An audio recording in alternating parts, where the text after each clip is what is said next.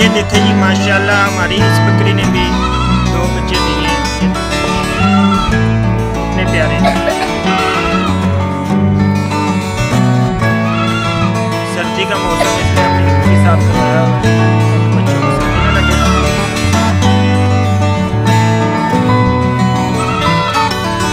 अभी हम ये नहीं बता सकते बकरा कौन